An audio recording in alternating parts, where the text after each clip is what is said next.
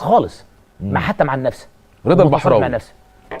انا لم اشتبك مع رضا غير فقط لغير ابن اخته في احدى الحفلات حاول الاشتباك معايا، ورضا البحراوي سجل فيديو اللي هتشوفه او اللي انا بعته لك، ومفيش ازمه بيني وبين رضا البحراوي.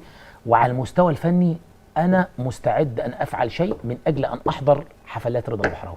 لك ان تتخيل هذا الكلام.